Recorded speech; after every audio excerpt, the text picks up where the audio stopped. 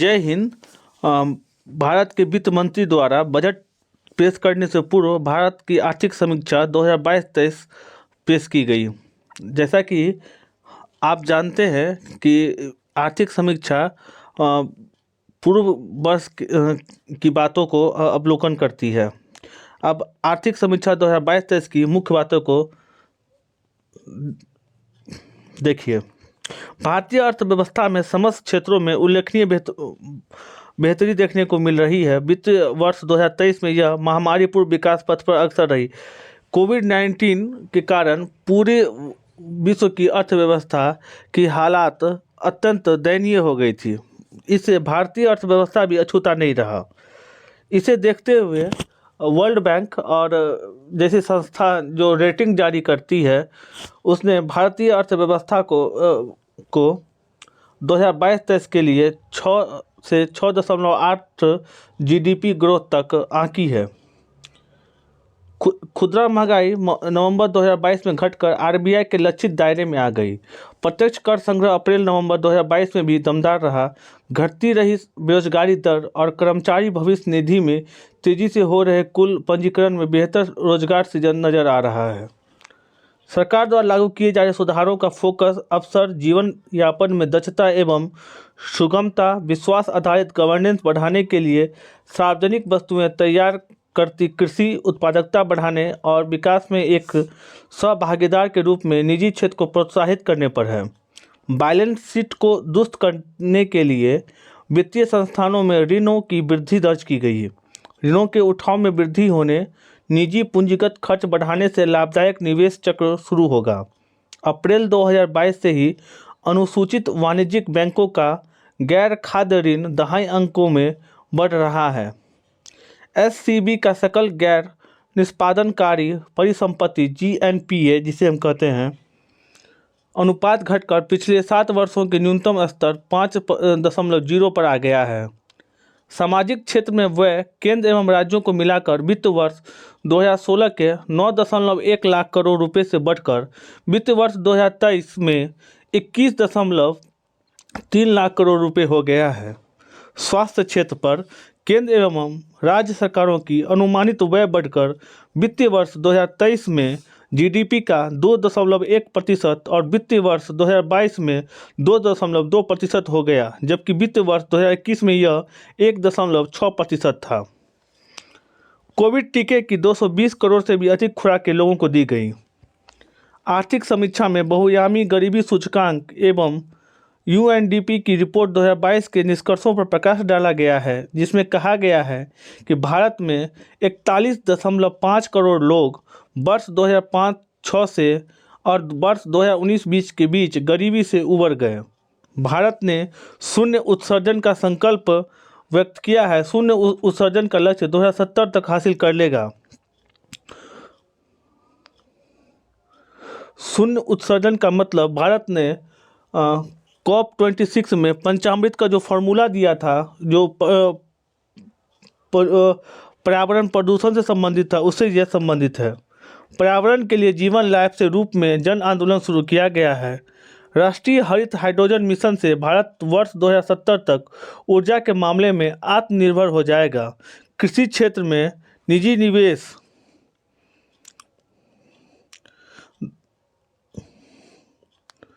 2020-21 में बढ़कर 9.3% हो गया है।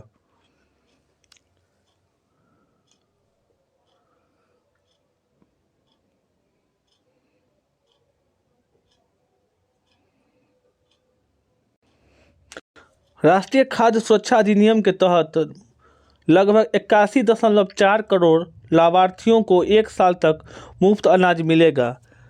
पीएम किसान इस बार के बजट में भी इस बात का प्रावधान किया गया है कि जो कोविड काल में जो योजना शुरू की गई थी जन वितरण प्रणाली केंद्र के द्वारा मुफ्त अनाज की, वो उसकी तय सीमा 1 साल और बढ़ा दी गई है। पीएम किसान के अप्रैल जुलाई 2022-23 भुगतान चक्र में इस योजना के तहत लगभग 11.3 करोड़ किसानों को कवर किया गया है। आमने होगा ना तो चल जाएंगे। भारत अंतर्राष्ट्रीय मिलेट वर्ष पहल के जरिए मिलेट्स को बढ़ावा देने में सबसे आगे है। वित्तीय वर्ष 2022 में पीएलआई योजनाओं के तहत 47,500 करोड़ रुपए का निवेश, यह पूरे वर्ष के लिए निर्धारित लक्ष्य 106% है। भारत के ई कॉमर्स बाजार के वर्ष 2025 तक हर साल 18% की दर से बढ़ने का अनुमान है। अप्रैल से दिसंबर 2022 में वस्तु निर्यात 332.8 अरब अमेरिकी डॉलर का हुआ है। भारत वर्ष 2022 में 100 अरब अमेरिकी डॉलर प्राप्त करके विश्व भर में प्रेषित रकम का सबसे बड़ा प्राप्तकर्ता बन गया है। पीएम गति शक्ति राष्ट्रीय मास्टर प्लान के तहत समस्त मंत्रालयों विभागों के बीच एकीकृत एवं संयोजित कार्यान्वयन के लिए व्यापक डाटाबेस बनाया गया है। प्रधानमंत्री का पीएम गति शक्ति राष्ट्रीय प्लान यह एक महत्वाकांक्षी योजना में शामिल है।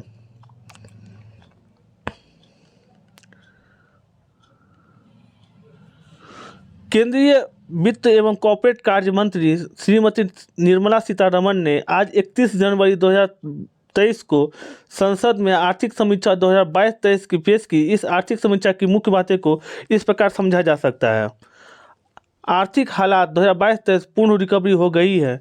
महामारी की वजह से दर्ज की गई गिरावट, रूस यूक्रेन युद्ध से प्रतिकूल असर और महंगाई से उबरने के बाद भारतीय अर्थव्यवस्था में अब समस्त क्षेत्रों में उल्लेखनीय बेहतरी देखने को मिल रही है, जिससे यह वित्त वर्ष 2023 के लिए महामारी के पूर्ण विकास पथ पर अग्रसर हो रही है। जैसा कि आप जानते हैं कि कोविड-19 के बाद विश्व उबर ही रहा था कि भारत रूस और यूक्रेन के युद्ध ने विश्व की अर्थव्यवस्था को एक नाजुक दौर में लाकर खड़ा कर दिया। क्योंकि रूस और यूक्रेन का जो इलाका क्षेत्र है वो गेहूं की टोकरी के रूप में जाना जाता है और पूरे विश्व में गेहूं की सप्लाई लगभग इसी टोकरी से की जाती है। अफ्रीका जैसे अत्यंत निर्धन देशों में जहां भूखमरी की सीमा चरम सीमा है, वहाँ पर WHO जैसे संस्था के द्वारा ये कार्यक्रम चलाया जाता है जो रूस और यूक्रेन के युद्ध से अत्यधिक प्रभावित हुआ और भारतीय अर्थव्यवस्था में भी इसका व्यापक प्रभाव देखने को मिला। भारत में जीडीपी वृद्धि दर वित्तीय वर्ष 2024 में भी दमदार रहने की आशा है। वित्त वर्ष 2024 में जीडीपी की वृद्धि दर 6 से 6.8% रहने का अनुमान लगाया जा रहा है। वित्तीय वर्ष 2015 से लेकर अब तक प्रथम छमाही में निजी खपत सर्वाधिक रही और इसे उत्पादन संबंधी गतिविधियों को काफ़ी बढ़ावा मिला है, जिससे समस्त क्षेत्रों में क्षमता उपयोग बढ़ गया है। केंद्र सरकार का पूंजीगत व्यय और अब कंपनियों की मजबूती, बैलेंस शीट की अगुवाई में निजी पूंजीगत व्यय चालू वर्ष के दौरान भारतीय अर्थव्यवस्था के विकास में काफ़ी मददगार साबित हो रहा है। एमएसएमई क्षेत्र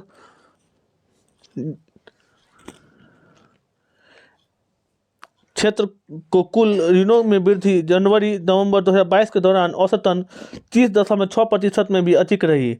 एमएसएमई क्षेत्र भारतीय अर्थव्यवस्था का इंजन माना जाता है। खुदरा महंगाई नवंबर 2022 में घटकर फिर से आरबीआई के लक्षित दायरों में आ गई।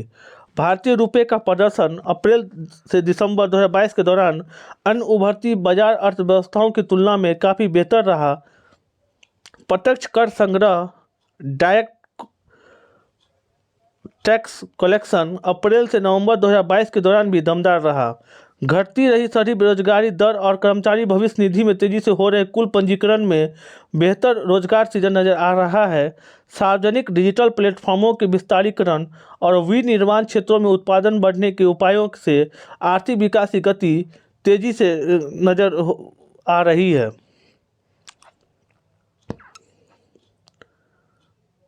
भारतीय अर्थव्यवस्था में व्यापक ढांचागत एवं गवर्नेंस सुधार लागू किए गए, जिनकी बदौलत 2014 और से 22 के दौरान इसकी समग्र क्षमता बढ़ने से अर्थव्यवस्था में बुनियादी तत्व मजबूत हो गए।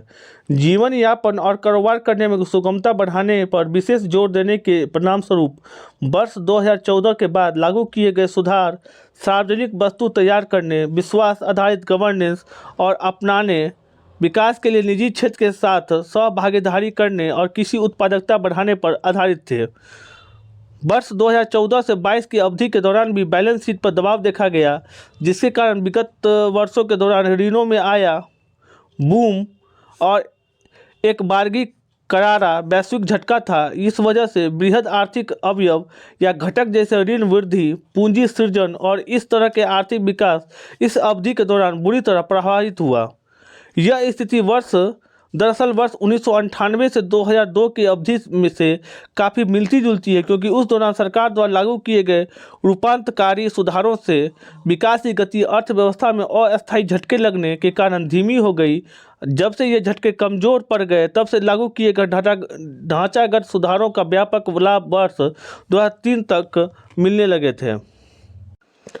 आरबीआई ने अप्रैल 2022 में अपनी मौद्रिक नीति को कठोर करना शुरू किया था और उस समय से लेकर अब तक रेपो रेट में 2.25% की वृद्धि की गई, जिसे अधिशेष तरलता में कमी आई। बैलेंस शीट को दुरुस्त करने से वित्तीय संस्थानों में के ऋणों में वृद्धि हुई है।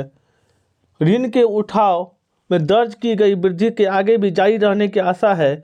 इसके साथ ही निजी पूंजीगत व्यय बढ़ने से लाभप्रद निवेश चक्र शुरू हो जाएगा।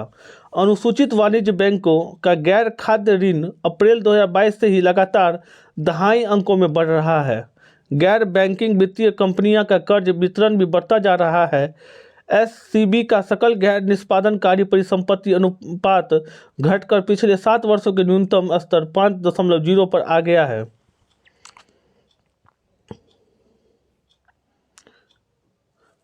कीमतें और महंगाई। जहां एक और 3 से 4 दशकों के लंबे अंतराल के बाद विकसित देशों